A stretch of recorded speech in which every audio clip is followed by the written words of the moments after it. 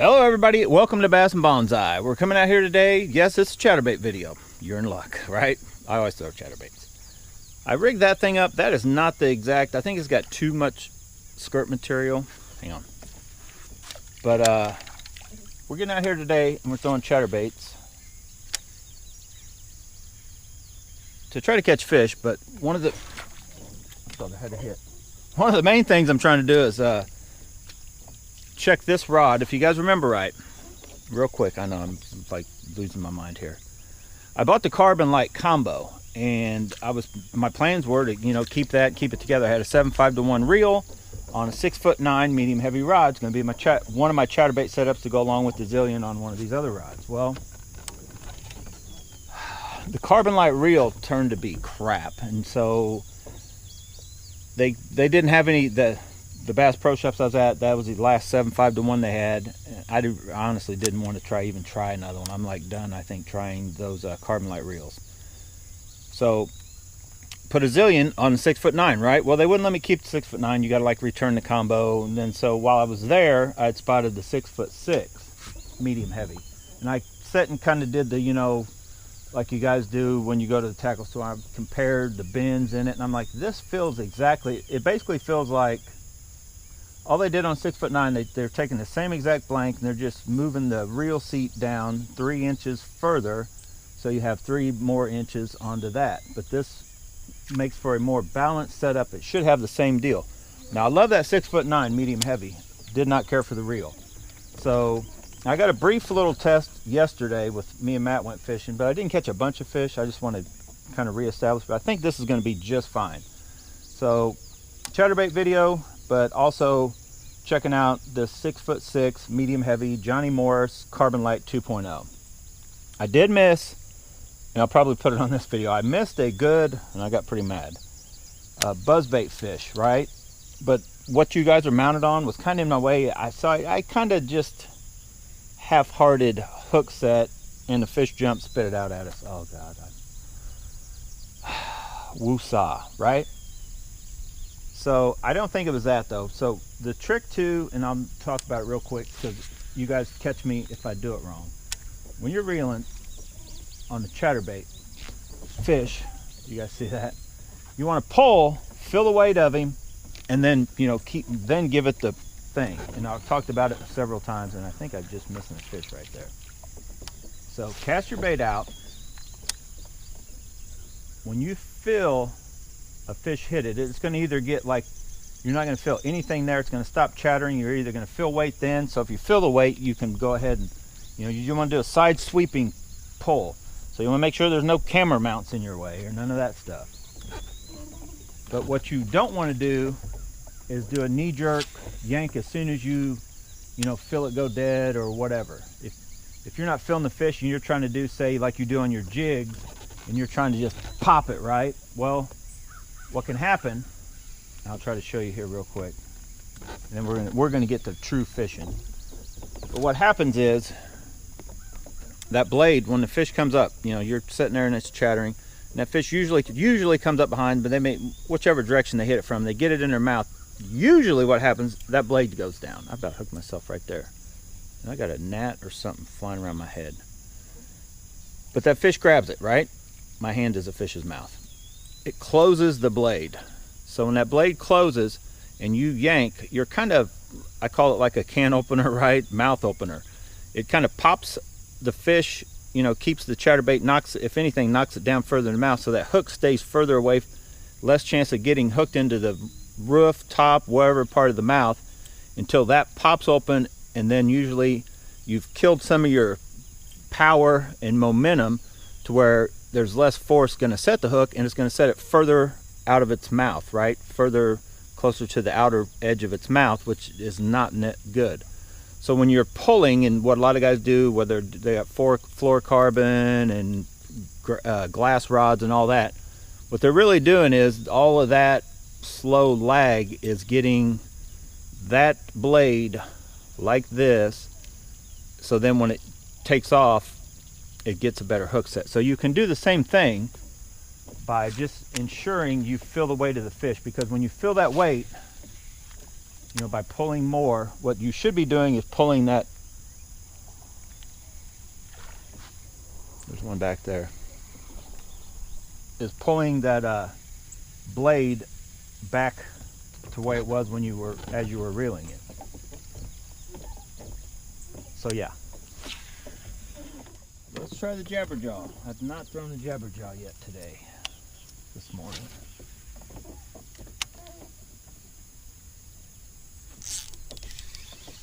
First cast. First cast the JabberJaw brings home the gold. Oh my gosh. Look how, whoa.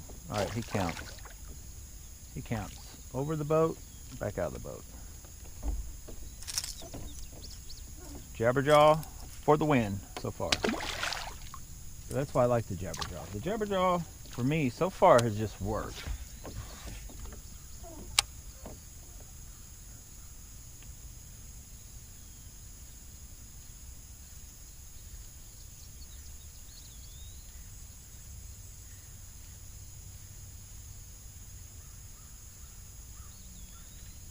I'm throwing it on the kind of a mismatched setup, probably too high speed of a reel,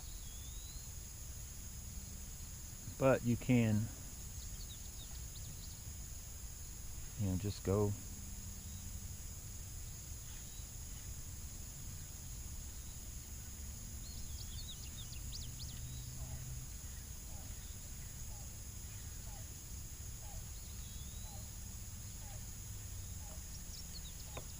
slow if you need to. That JabberJaw just tends to get bit when that bite's a little tough for, say, chatterbaits and rabbit traps. The JabberJaw will just sometimes get on a tear. Look at that little dude. He didn't know what to do, and this fish is not hungry. I'm going to show you this. This fish. Look at that belly. That is a little fat dude. Look at how fat that fish. Ooh, get out of here. Little toad. Uh-oh. Uh-oh. What's going on over there? What's going on over here, guys? Huh? What's up over here?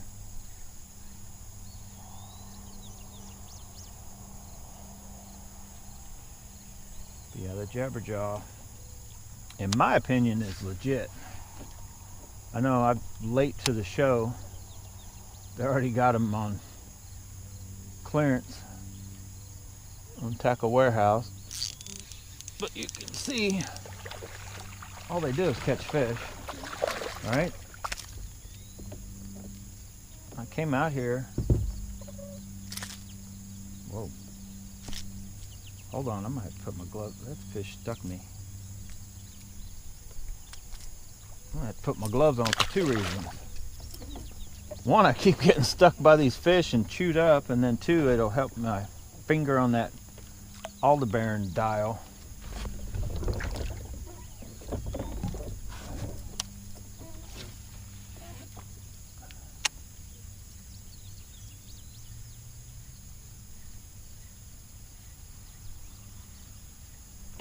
Yeah, this JabberJaw, since I bought this one in this color, it's the shallower one. I like the deeper one, but the shallow JabberJaw is definitely legit. Come on, chatterbaits, you better kick in. That JabberJaw is going to steal the show today. Yes, he is.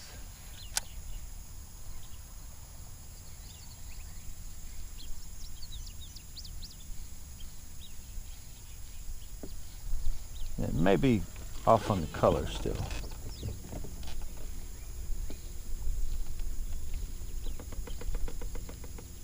I'm gonna rig up one more color. I'm gonna put you guys on the chesty, and then we're gonna go fishing. Right. I'm going with just an all white chatterbait.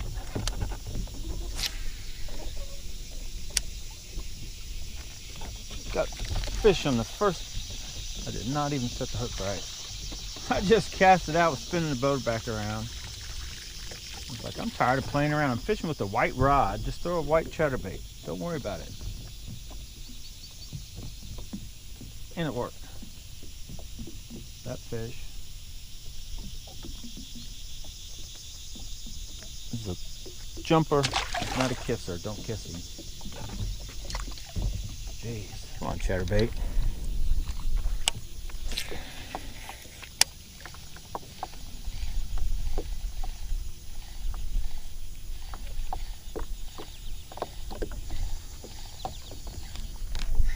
I did not get a good hook set. Power of the white chatterbait in particular. Today, anyway.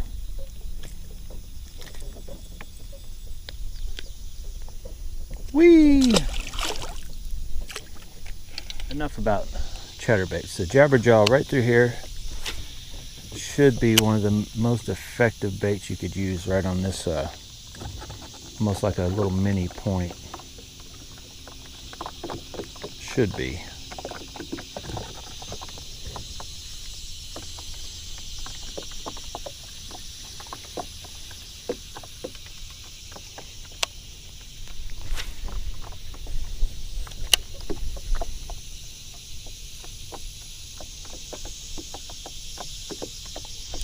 Got one. Might be a better bass. Can't tell. Coming right at us. Good chunk. Oh, he's barely hooked. Oh, got him again. JabberJaw double hooked him. Way to go, JabberJaw. Way to go. Way to get him in the boat.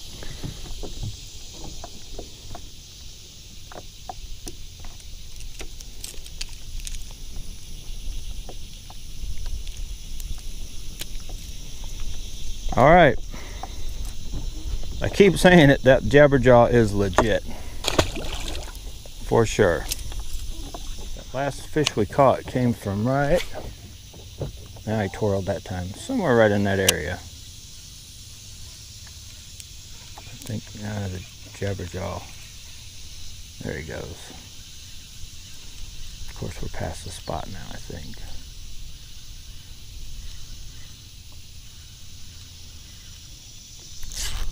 Nope, we got a fish. I was going to say, we are on him. Oh my goodness, look at that. Oh boy, get yourself off. No, little ones can never get themselves off. Hold still, little buddy. I've already hooked myself half a dozen times today. JabberJaw for the win. Just works over that axis or whatever they call it. That bait just is not, in my opinion, is not good. If you guys have got any questions, hands down anyway so far. Now I just picked this one up, but I cannot get this one to give me the initial thoughts like I right off the bat with the JabberJaw was just game on, and it is today also compared to what else is getting bit. And this I just have not gotten bit yet. So 13 fishing JabberJaw compared to the 6 cents, no comparison. JabberJaw is way better, in my opinion.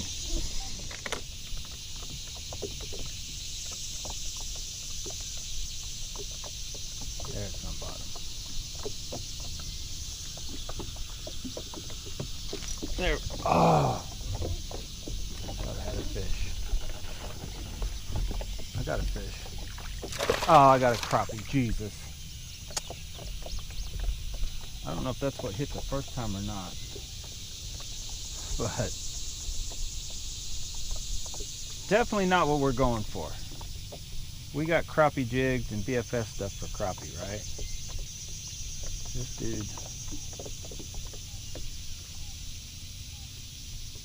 dude, delicious. So yeah, pick you up some crappie baits, right?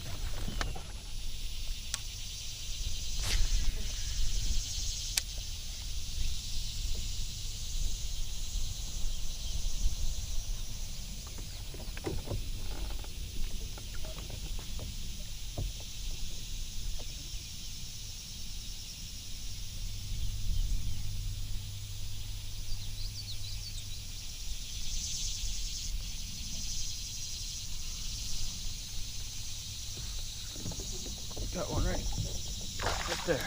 Whoa, that was almost right at the boat. That dude is in rough shape.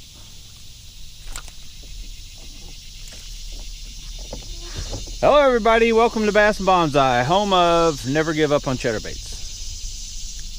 No, I'm over here on the shallow side trying to feed these guys because they are starving to death. Right, look at that little, oh boy, he's a jumper too. But we're gonna get out here. Feel free to join along. We're gonna try everything, but you know me, I'm fishing chatterbaits, rattle traps,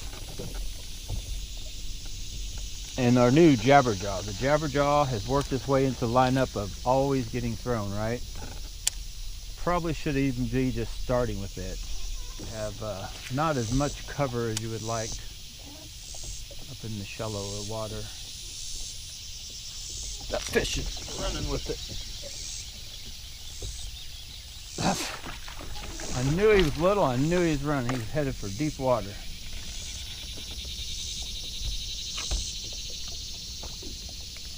So white chatterbait, shallow water, right? So good square bills, throw it out there. Be ready. You'll want to fill that wood, and then fill that fish that's you pull off that wood. So that's where the JabberJaw, and it just always, it keeps working. Since I started using it, it just works. Now I need to switch colors again. Don't you do it. But yeah, it's just a game on legit bait. I just can't believe it took me this long to even buy them and try them, and then as soon as I did, they jumped to be on sale at Tackle Warehouse. I'm gonna try it with a different rod too, just to try it. I'm gonna try this. Hello and welcome to Bass and Bonsai. You have just made it to the 1 1/4 ounce jackhammer chatterbait challenge. Can I catch a fish on the big, huge, honking jackhammer? You guys probably remember that Picasso, outrageously huge. I bought like it was a 2 ounce or whatever, and I kind of just did it as a novelty thing. I threw it around a little bit, but it was like fishing with a huge crank. Like, it was ridiculous. But anyway, there's a standard size, like a 3/8, right? There's an 1 1/4 ounce. Just wrapped up a video where I just wanted to catch a fish on a chatterbait, period, because we're on a kind of a tough bite. But I figure I would want to use these when like a shallower or a regular size chatterbait wouldn't work, right? So they're not up as shallow and they're coming off deeper. So what better time to see if that's when this thing might kick in? So can I catch one on this? Do I have a rod capable of throwing it without destroying the rod, right? Now we got the Bass Pro Shops. I'm gonna put you guys on the chesty when I go through all this, but it says 3/8 to 1 ounce. Oh yeah, it'll handle an 1 1/4 ounce. It ended up being probably 1.5 ounces. I didn't weigh it, but that is Baby Rage Menace, and I'm gonna start with it. I might put a little Zinkers. I got like a black and blue fleck. It's a little brighter with this, a little more flat, but I can go a little more subtle with just a snaky worm, but with some salt in it, to where if we do get a bite, kind of creeping along slow. So I'm gonna try it a few different ways. I'm gonna spin the boat around, and we're kind of dealing with deeper water, and I might try it just kind of along the banks, but like throw it out away from the banks, and you can see it throws it just fine. And so I may try it like that and just pulling it along, almost like I would a normal one. But then I may also try it like I've never really fished a chatterbait this way. The minute I feel like I go on a bottom bouncing type deal, I'm fishing some kind of soft plastic, not really a moving, what I consider moving bait.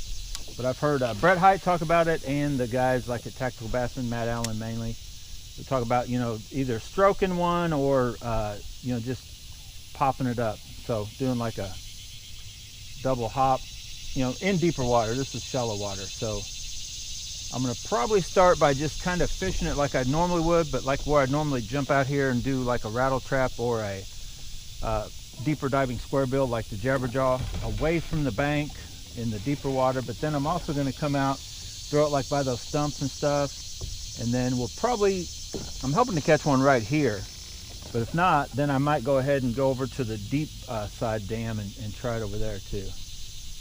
But I'm just trying to catch a chatterbait fish on the heaviest chatterbait that they offer in the jackhammer. I can tell you that before I even put you on there and start fishing it, like it feels diluted. There's so much weight, and the blade size is, I think it's the exact same. Let's double check it. I just had it in my head they were the exact same blade size by looking at them, and I'm pretty sure they are. So yeah, blade size is virtually identical. Head size, huge difference. Hook size, on the, I believe all your jackhammers have that same size hook. This hook's smaller because it's a knockoff. So I feel anyway, the 3/8, you know, anytime you're adding weight to that, say that size hook, you know, hook to blade ratio, minute you add weight, you're taking away some of the vibration. The minute you add bulk of skirts or the trailers, you're taking away from the vibration. So the most vibration you could have was, I have a fish on that thing just jacking around. I haven't even got you guys on the chesty yet. We're not even started yet, fish. The show has not even started. So will it catch one? Yeah, obviously it will. So there we go. Game over. No need to continue, right? It's a done deal.